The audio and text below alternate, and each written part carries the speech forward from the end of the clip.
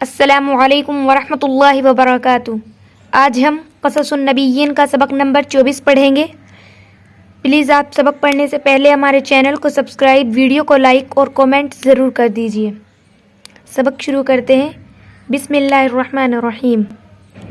الوفاء والامانۃ۔ الوفاء کے معنی ہے وفائی، والامانۃ امانت داری، وفائی اور امانت داری۔ وراودت اور ارادہ کیا، آمادہ کیا۔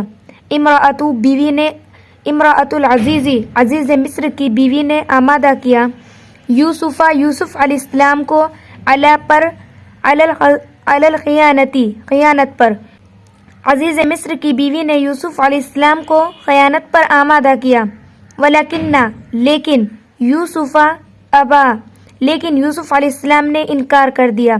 وقالا اور کہا، کلا کبھی نہیں، انا میں، لا نہیں، اخونا خیانت کروں گا، سیدی اپنے سردار کے ساتھ، میں اپنے سردار کے ساتھ خیانت نہیں کروں گا، انہو بے شک انہوں نے، احسنا اچھا سلوک کیا، میرے ساتھ اچھا سلوک کیا، وإلی وأکرمنی اور میں ان کی عزت کرتا ہوں، انی میں، اخاف خوف کرتا ہوں، انی اخاف اللہ اور میں اللہ تعالیٰ سے ڈرتا ہوں۔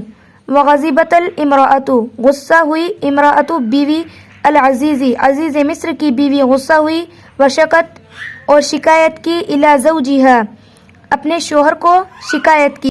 وعرف اور پہچانا، العزیز عزیز مصر نے، انا بے شک، المرأۃ بے شک عورت، کاذبۃ جھوٹی ہے، اور عزیز مصر نے پہچانا کہ بے شک عورت جھوٹی ہے۔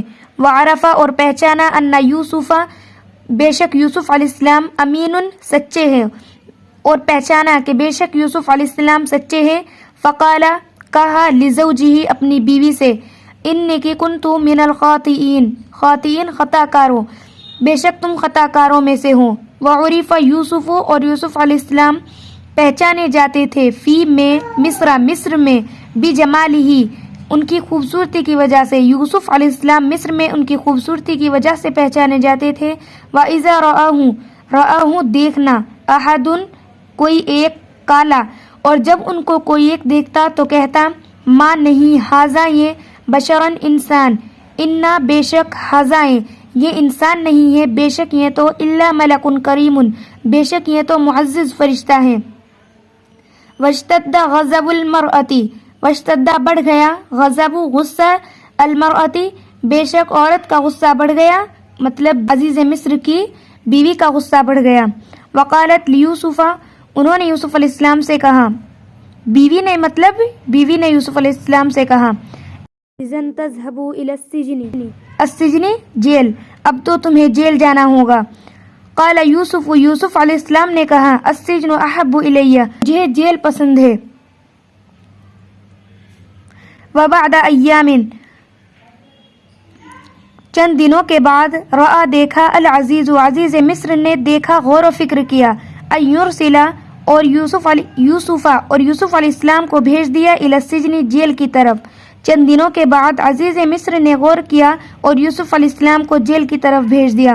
وکان العزیز اور عزیز مصر، یعرف پہچانتے تھے، انا بے شک یوسف علیہ السلام، بری ہے، اور عزیز مصر پہچانتے تھے کہ بے شک یوسف علیہ السلام بری ہے۔ ودخل اور داخل ہوئے، یوسف علیہ السلام، السجن یوسف علیہ السلام جیل میں داخل ہوئے۔ آج کے لیے اتنا ہی کافی ہے۔ نیکسٹ ویڈیو کے لیے ہمیں سبسکرائب، کومنٹ ضرور کیجیے اور ویڈیو کو شیئر بھی ضرور کیجیے۔ تب تک کے لیے اللہ حافظ۔